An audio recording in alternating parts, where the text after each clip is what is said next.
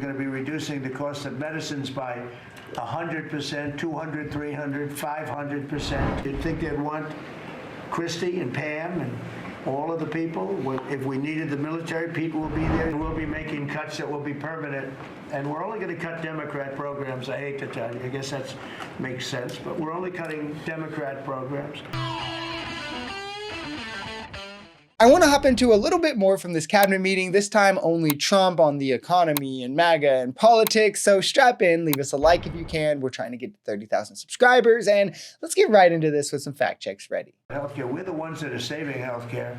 In fact, one of the things we're doing is we're going to be reducing the cost of medicines by 100%, 200, 300, 500%. I love that he continues to say this, like how MAGA misunderstands masks so bad that nobody close to him has even been like, hey, anything above 100% would be us paying them to take medicines. If something was $5 and it gets reduced 500%, it's now negative $45 in cost. So like, I don't know exactly what Trump is referring to, especially when his tariffs on pharmaceuticals is set to increase the costs on those as well as it has with everything else they've touched. So it's like, what is he going to say? Well, this is the one that's going to lower costs on. Okay. He's also cutting Medicare payments to providers. They're limiting those, which is going to up costs. Millions are being kicked off Medicaid, which is going to up their costs. And he's seemingly accepting the fact that these Medicare credits are going to expire as he's beating around the bush on whether or not he's going to renew them. So medicine costs across the board are about to go up. So like, what is he even talking about here?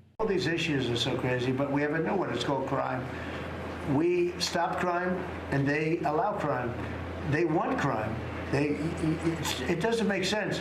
I think it's as ridiculous as the other things that we talk about all the time. But I've added it onto our list, a 5-letter word called crime. We stop it and they actually incite it. It's crazy. You would think they'd want them. You'd think they'd want Christie and Pam and all of the people.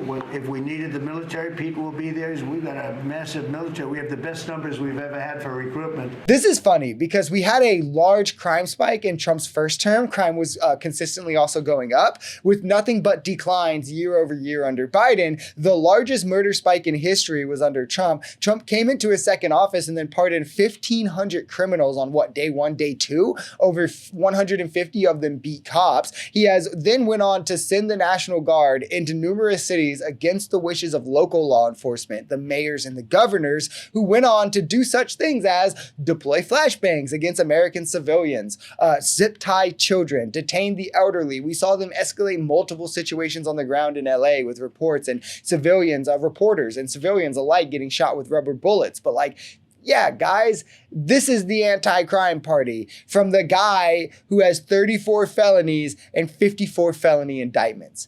Anti-crime. We'll be making cuts that will be permanent, and we're only going to cut Democrat programs. I hate to tell you. I guess that makes sense, but we're only cutting Democrat programs. But we're going to start that, and we have Russell. We can talk to you about it if he wants to, but we'll be cutting some very popular Democrat programs that aren't popular with Republicans, frankly, because that's the way it works. They wanted to do this, so we'll give them a little taste of their own medicine. I mean, we've never had a more partisan, clearly not for everybody president, and it shows in his everyday actions. It's hilarious that Trump made his political career off of things just like this, and of course, defaming his opponents, and MAGA will still try to blame the political divide on this in this country on like the left or on like the media. Like, it's insane, right? The shutdown that happened only happened because Trump refused to negotiate with Democrats. He didn't even meet with them until the 11th hour and then mocked them. He's going to pretend like the justification to cut Democrat programs. I wonder what that even means, because like Republicans overwhelmingly use Medicaid, of which he's cutting. Medicare is popular across the aisle, which he's cutting, and more. So like, what is a Democrat program? He just wants like to be like, I'm going after Democrats in one way or the other to rally his base, because like the rest of the ways he's doing it is falling flat. It's kind of pathetic, honestly.